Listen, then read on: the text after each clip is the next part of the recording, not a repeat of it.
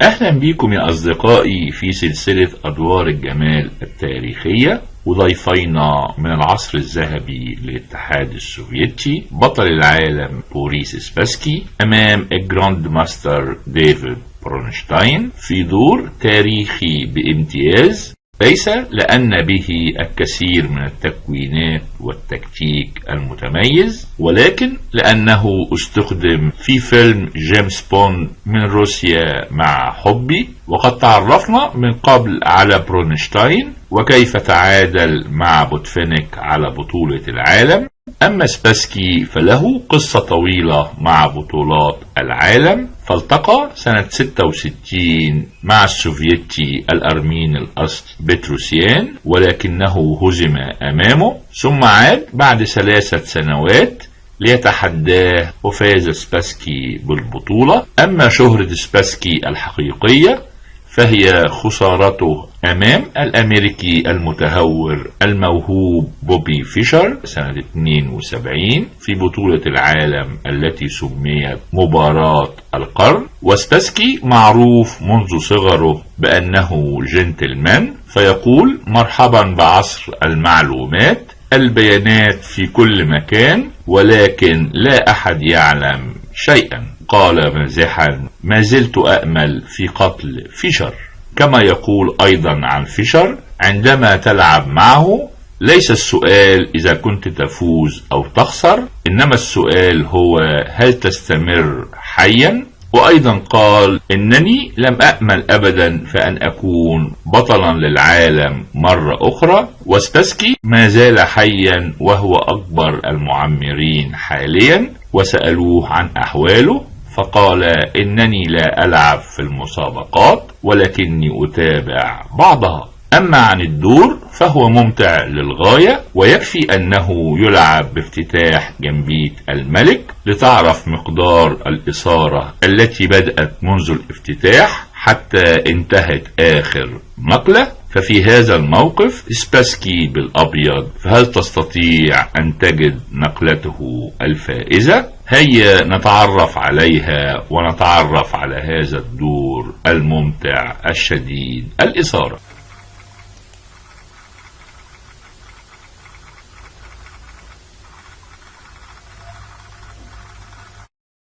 سباسكي بالأبيض وبدأ E4 ورد برونشتاين E5، وهنا لعب F4. ده بيسمى جنبيت الملك. الأبيض بيضحي ببيدق على أساس إن الأسود ياخده ويبتعد عن الوسط، لكن عيب هذه النقلة إنها بتفتح الوتر أمام الملك. وسباسكي فيما بعد لعب جنبيت الملك أمام فيشر ثم أمام كاربوف وفاز.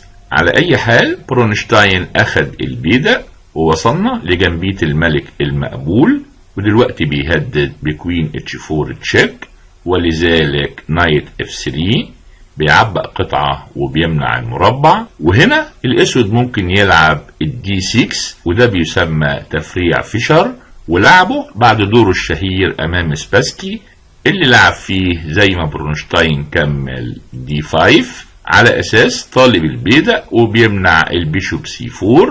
والأبيض أخذ البيدق، وبالطبع الأسود لا يستطيع الأخذ بالوزير، وإلا الأبيض هيعبق قطعة بتنبو على الوزير، وأفضل نقلة هي النايت F6.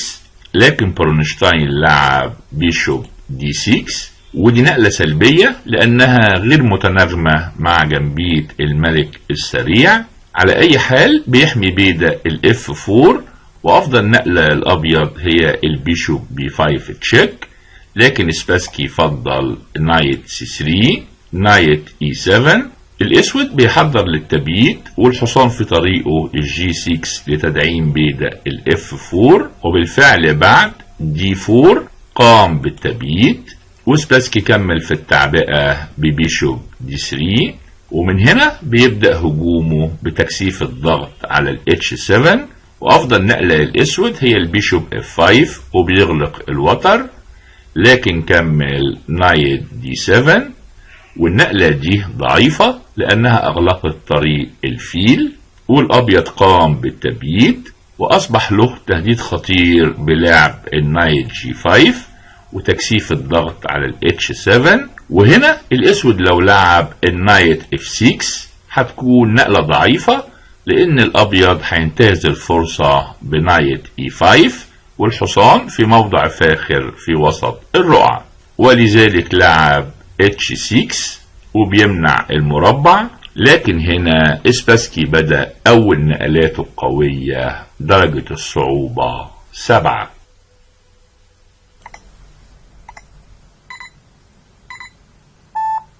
اسباسكي لعب نايت E4 وبيراقب المربع F6 وبيمنع وصول الحصان إليه، وفي نفس الوقت بيصوب على الفيل، لكن بيترك بيدق الD5 والاسود اخد البيدق. وهنا ظهرت اهمية النقلة بC4. طالب الحصان.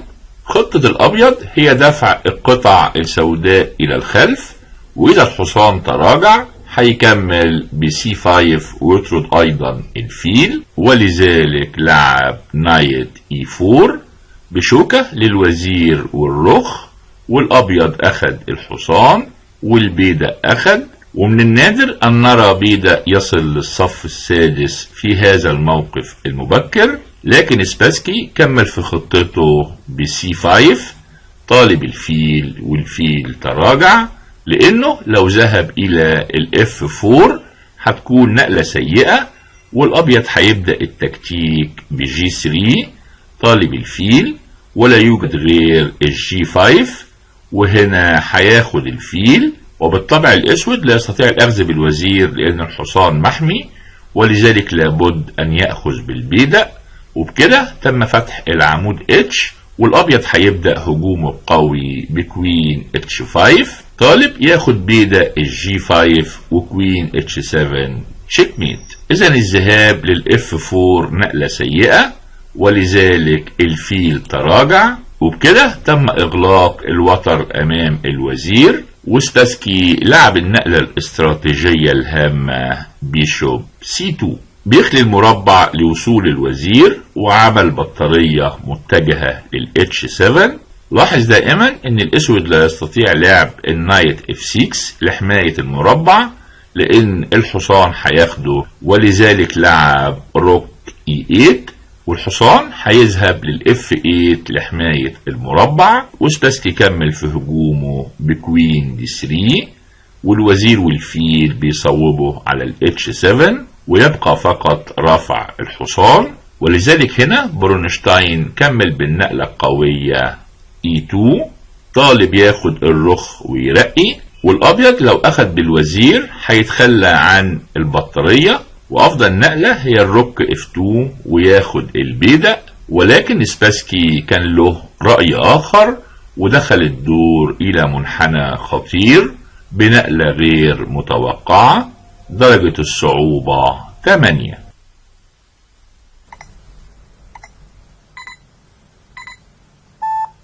اسباسكي لعب نقلته التاريخية نايت D6 بيضحي بالحصان وطالب الرخ، لكن في نفس الوقت بيفتح الوتر امام الوزير والفيل، ولذلك الاسود لو اخد الحصان بالبيدق هيلعب كوين H7 تشيك ثم كوين H8 تشيك ميت. ولذلك افضل دفاع للاسود هو اخذ الرخ بتشيك والترقية لوزير، ولابد من الاخذ بالرخ.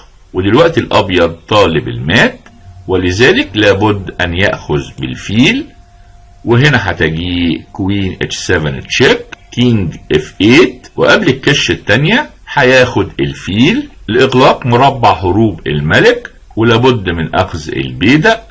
وبعد كوين H8 تشيك كينج E7 روك E1 تشيك. هنا الاسود في حيرة، لانه لو ابتعد بالملك للF6 هتكون نقلة سيئة، والابيض هيفوز فورا باخذ الرخ طالب الوزير، ولو الوزير غادر هيكون مع وزيره رابط الفيل ورابط الرخ، والابيض هيفوز. ولذلك افضل دفاع هو النايت E5 رغم ان الحصان مطلوب ومربوط على الملك، الا ان الاسود بيعتمد على ان الرخ طالب الوزير، والوزير بياخد البيدق، ودلوقتي طالب الحصان، لكن الرخ بيتعقب الوزير، والوزير بياخد بيدق آخر، والحصان مرة أخرى مطلوب، وأفضل دفاع هو البيشوب E6.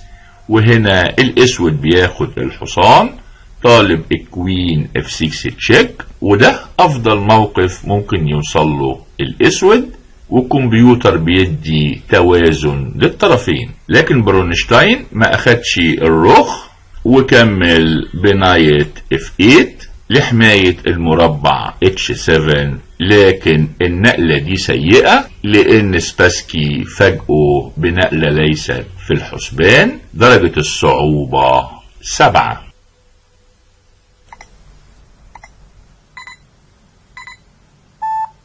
سباسكي أخد البيدة طالب الوزير، ومن هنا الأبيض بيفوز في كل التفاعات. وهنحلل هذه النقلة. على أي حال الأسود أخد الرخ بيرقي وزير بتشيك، والأبيض أخد بالفيل، ودلوقتي الوزير مطلوب، وهيا نحلل النقلة. الأسود لا يستطيع أخذ الحصان، والأبيض هيكمل بنايت E5 تشيك، كش مزدوجة بالحصان والرخ، والملك إذا ذهب للE6 تلقى المات ببيشوب B3 تشيك، ولابد من التغطية بالوزير، لكن هتيجي كوين F4 تشيك ميت، ولذلك لابد من تراجع الملك للG8. لكن هنا هتيجي نقلة رائعة، درجة الصعوبة 8.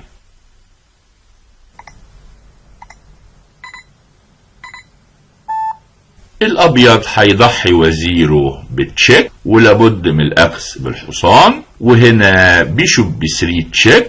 لاحظ ان اي تغطية بالفيل او الوزير بدون فائدة، لان الفيل هياخده بتشيك، والنقلة الوحيدة هي كينج H8. وهنا هتجي المات الجميلة بنايت G6 تشيك ميت.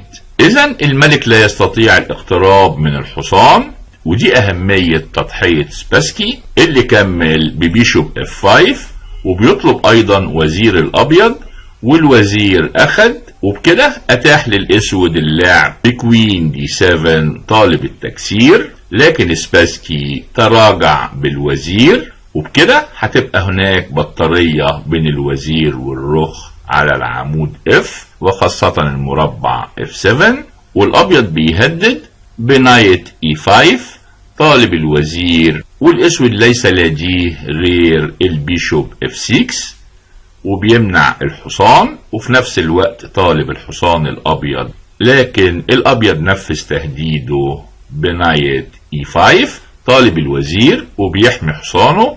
وهنا الاسود لو اخد الحصان هتكون نقلة سيئة، لان الابيض هياخد طالب الوزير، والوزير لا يستطيع الابتعاد عن حماية الF7، ولذلك هيجي للE7.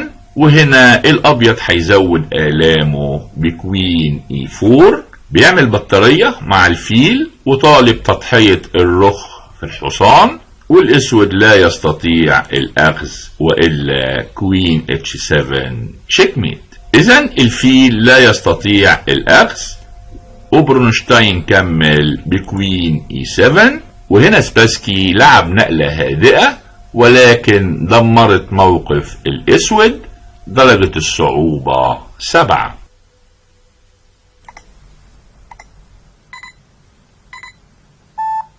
سباسكي كمل بيشوب B3، بيضع الفيل على نفس وتر الملك، وطالب ياخد بيدق H6 بكش مزدوجة بالحصان والفيل، والمات في الطريق، ولذلك الاسود مجبر على اخذ الحصان، والابيض اخذ الحصان ولكن بتشيك، والملك ذهب للH7. لكن هنا سباسكي انهى الدور بنقلة هادئة كوين E4 تشيك، وبرونشتاين سلم، لان لا جدوى من الدفاع، فاذا تراجع بالملك هيضحي بالرخ بتشيك، وايا كان القطعة اللي هتاخد الرخ هيلعب نايت G6 تشيك، كينج H7، وهنا هياخد الوزير بكش مزدوجة، ولابد مرة اخرى من التراجع، وكوين H7 تشيك ميت.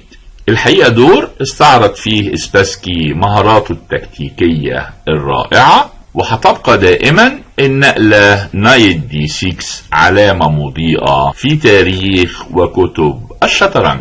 وإلى اللقاء في فيديو آخر من سلسلة أدوار الجمال التاريخية. وإذا أعجبك هذا الفيديو من فضلك سجل إعجابك واشترك في القناة وشارك بتعليقاتك.